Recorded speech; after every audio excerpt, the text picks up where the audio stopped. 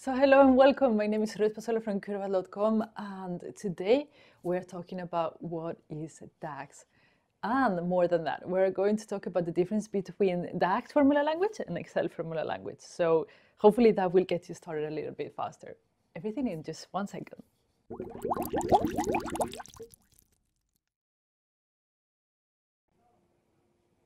Okay, so welcome back. My name is Vertipaq from Curbal.com, and in today's video we're going to talk about what is DAX. A little bit of introduction of DAX. And I think that, because we are all used to Excel, I'm going to compare DAX with Excel. So hopefully that will get you started a little bit better.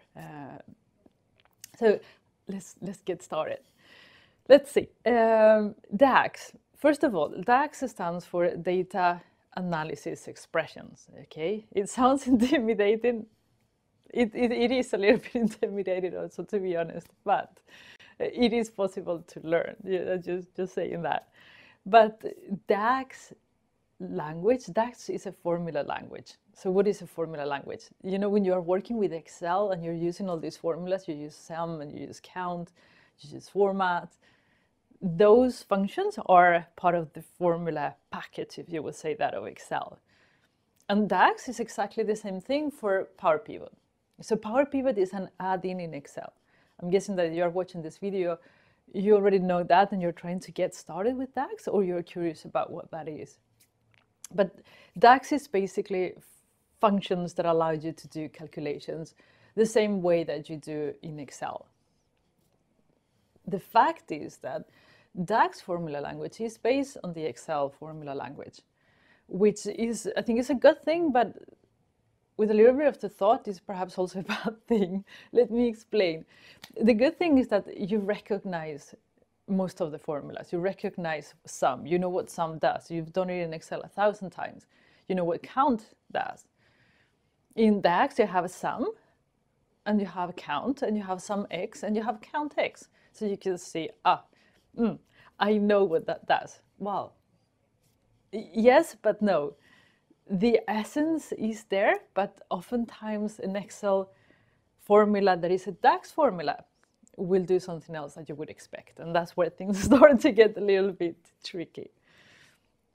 So why is that? I mean, the main difference between Excel and DAX for me is that with Excel, you work with cells and you work with ranges. You say, I want C2 or I want A to A, and then you do a calculation based on those cell values. You can't do that in DAX. In DAX, you work with columns or you work with tables. That's it. You have no other option. And why is that? I have actually 3 videos on, I've called them why Vertipaq is so fast. Vertipaq is the engine that runs on PowerPivot, the engine that DAX used to make the calculations. And I really, really, really highly recommend you to watch them, because if you see how DAX does the calculations in the background, it will actually allow you to understand and get started with DAX faster, because then it will be obvious for you that you cannot work with cells and you cannot work with ranges. You will understand why you can't do it. And once you understand, then I think it will be easier for you to just wrap your head around that idea and, stop trying to do that. It took me ages that I was still trying to do things the Excel way in DAX, and it will get you that far, but not too far, to be honest. So Excel, you have cells and ranges. DAX, you have tables and columns. Another thing that you have to think about is, how would you say that? A column in Excel, because you can access cells individually, you can do exactly what you want with each cell.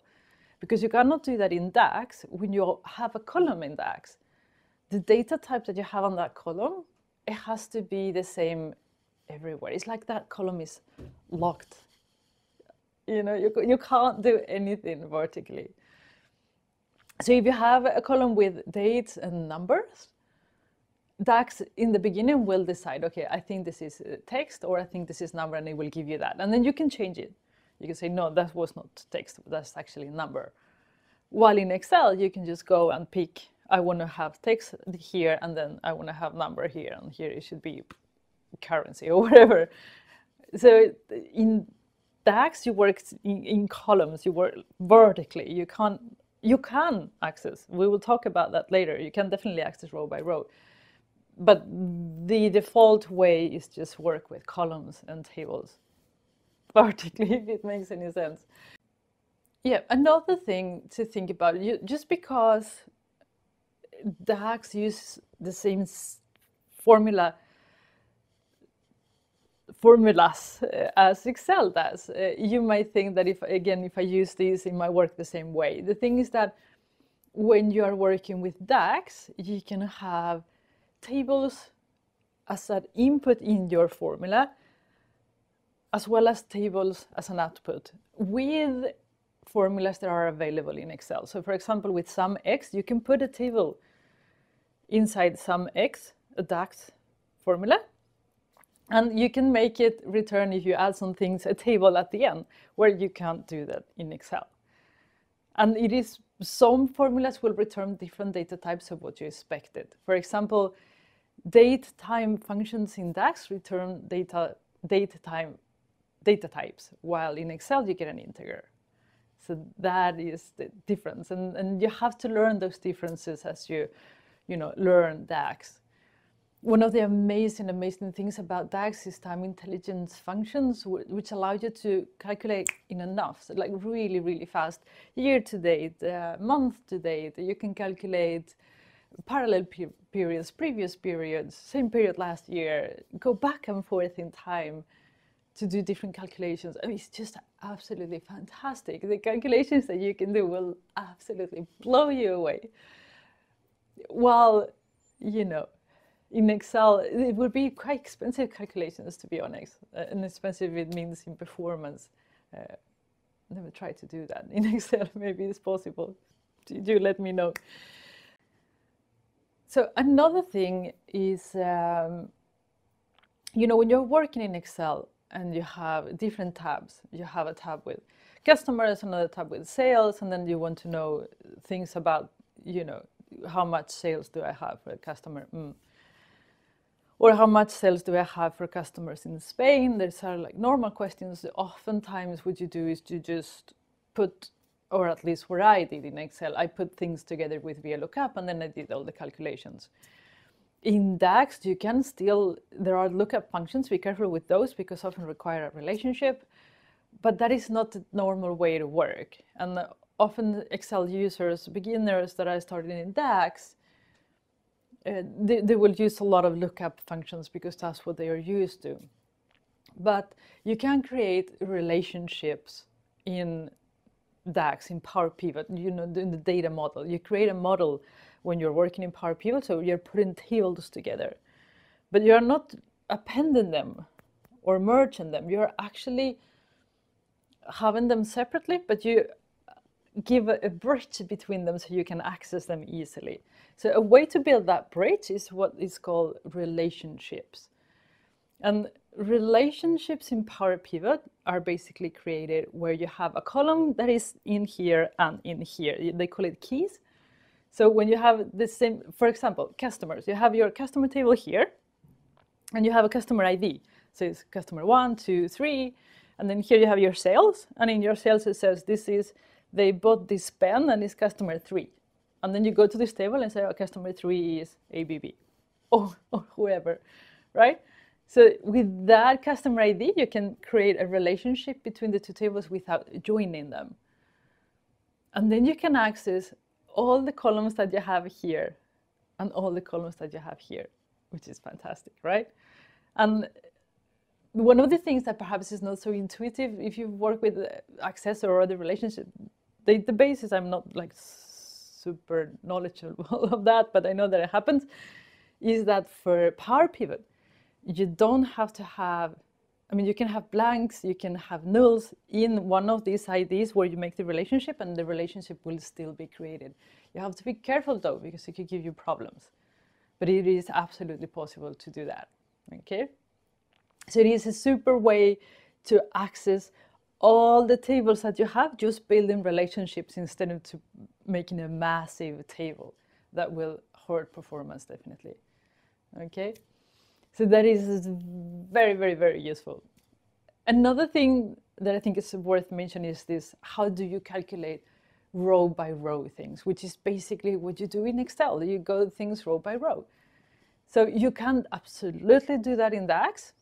There's no problem. The things that you have to know how to do it. So I guess for an Excel beginner when starting on DAX, you will create a lot of calculated columns. I create calculated columns everywhere. And eventually, I mean, one of the reasons why we're using POWERBI was because I have millions of rows, and that was the only way I could do any calculation. And when you have millions of rows and calculated columns, it's not such a good idea. We will talk about that, why, in another video.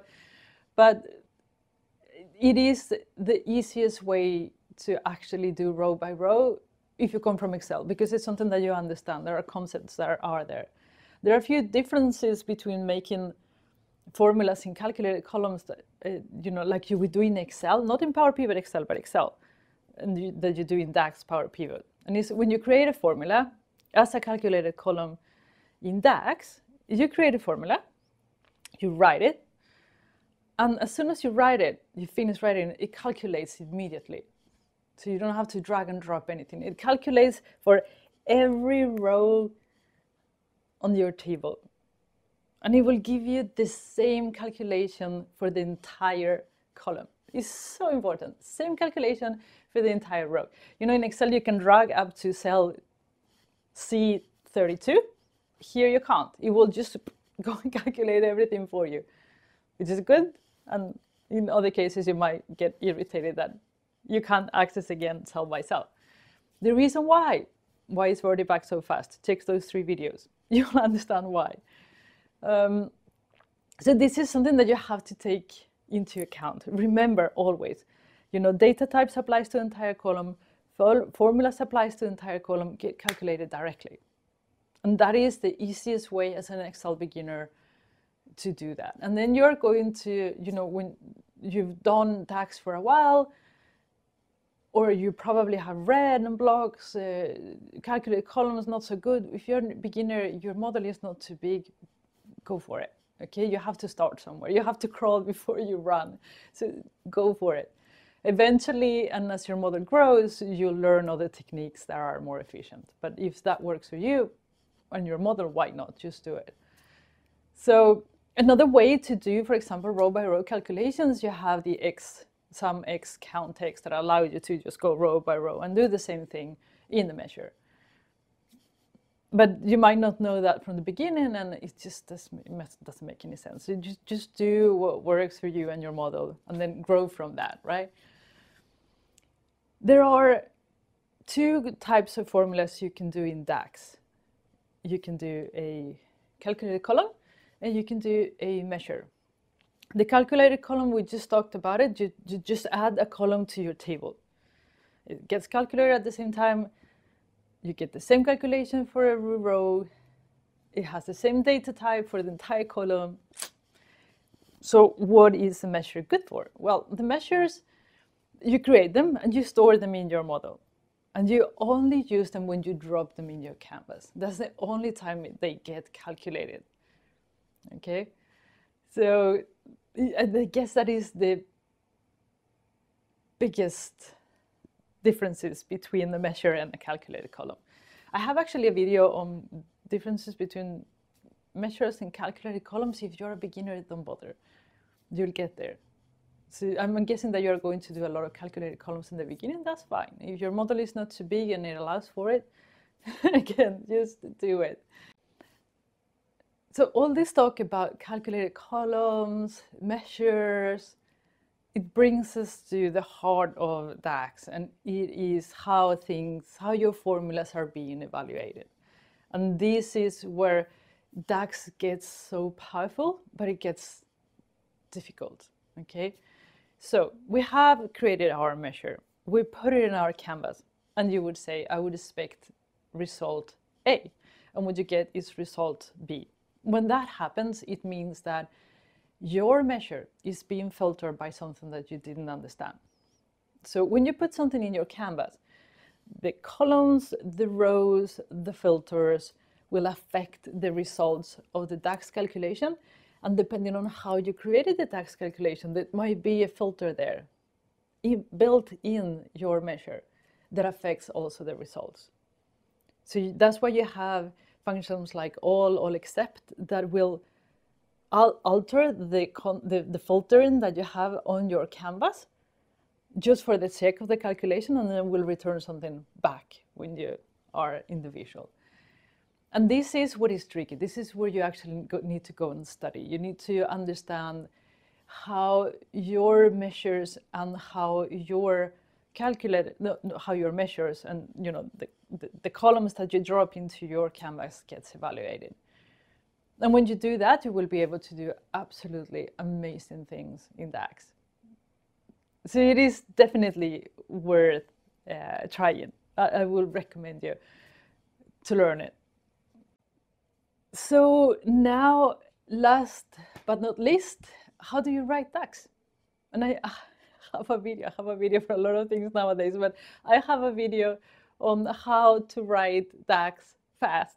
And that is one of the most popular videos I have. So it is still highly relevant. There are new techniques that allow you to, for example, Shift Enter is not on that video, that allows you to indent when you're writing DAX. So it's like the syntax is more clear, but most of it is already there. So it will allow you to see how to write DAX and how to do it actually fast. Another rule that I don't remember, I don't think I'd said on that video, is that if you're referencing a column, put the table name before the column name. If you're referencing a measure, just put the measure name. So it is very, very clear when you read the formula or somebody else reads your formula that you're referencing a column or a measure.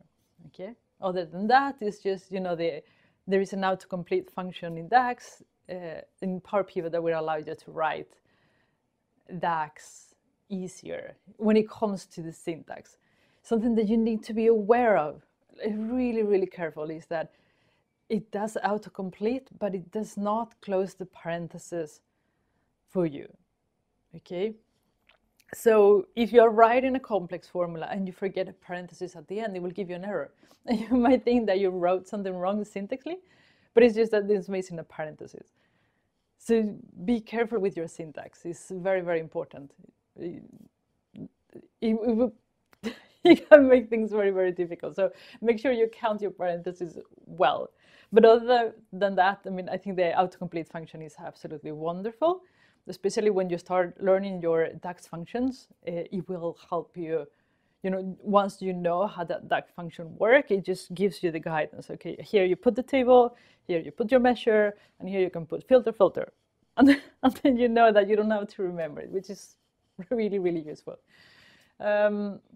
If you want to start learning DAX functions, I do have a DAX glossary on my website where you can just go and see a video for each DAX function. I haven't covered all of them yet, but my goal is to actually do that. So I have, 60%, maybe 70% of those. And I have the most complex ones, hopefully.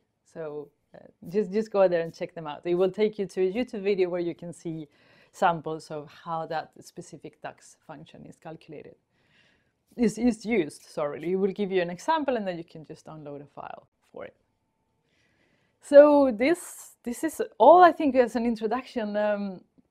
For those of you, if you're still here with me, that have been doing DAX for a while, if there is something that is Ruth, you should also have mentioned, please let us know in the comment box. I think it would be very useful to hear your tips also to DAX beginners, because we all know that is super useful to get help right away.